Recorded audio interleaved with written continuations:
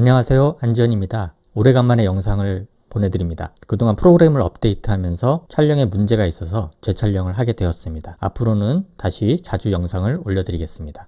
코로나19 관련 전문 용어가 남발되고 있는데요. 일본은 관습적으로 외국어를 그대로 표기하는 경향이 있긴 한데요. 가령 대사증후군은 영어로 메타볼릭 신드롬인데 그냥 일본어로 메타보라고 통용되고 있습니다. 방위상이 외국어를 남용함으로써 여러가지 논란을 빚기도 했습니다. 클러스터는 감염 집단, 오버슈트는 폭발적으로 환자가 급증하는 것을 얘기하고요. 럭다운은 도시를 봉쇄하는 것을 뜻합니다.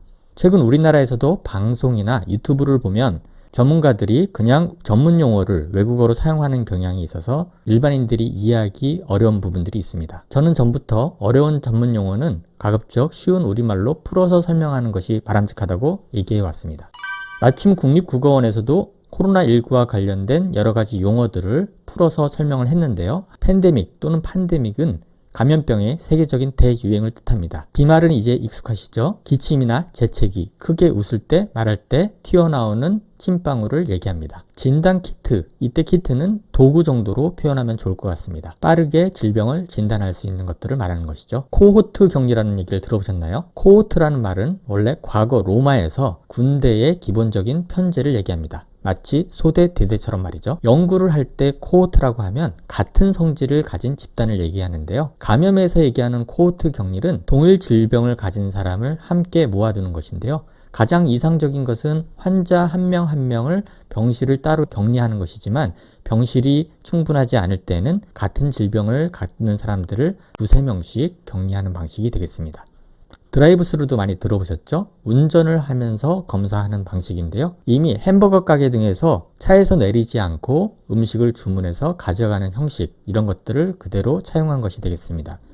예전에 미국에서 이런 훈련이 있었는데 거기서 아이디어를 얻어서 이번에 우리나라에서 전격적으로 활용했던 검사 방식입니다. 즉 코로나19 검사를 받고자 하는 사람이 차에서 내리지 않고 검사를 마치는 방식이 되겠죠. 표를 정리해보면 이처럼 요약할 수 있겠습니다. 이 밖에 에피데믹, 감염병 유행, 의사환자, 인포데믹이 있는데요.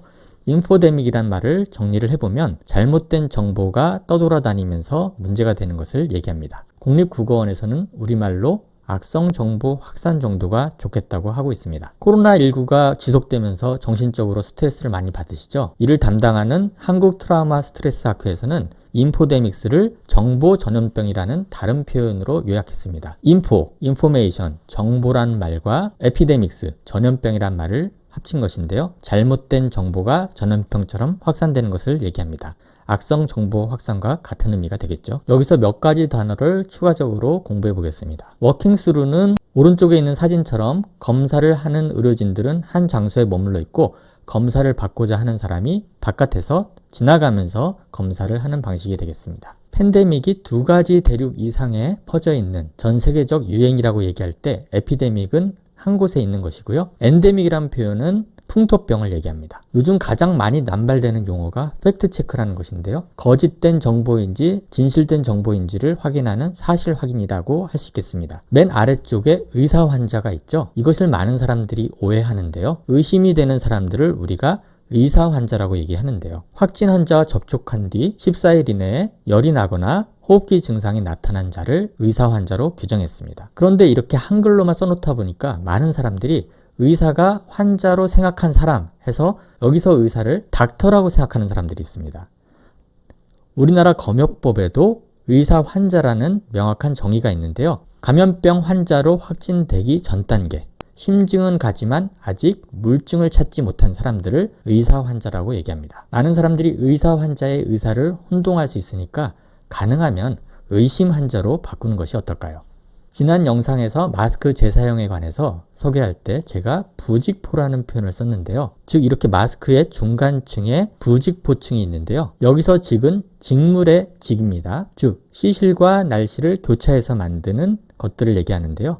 목화섬, 털실, 명주실 등으로 짠 천을 얘기하죠. 그런데 앞에 부, 안일 불자가 붙었기 때문에 짜서 만든 천이 아니라 접착제, 섬유의 엉킴, 섬유 자체의 밀착력 등을 이용해서 만든 것을 얘기합니다.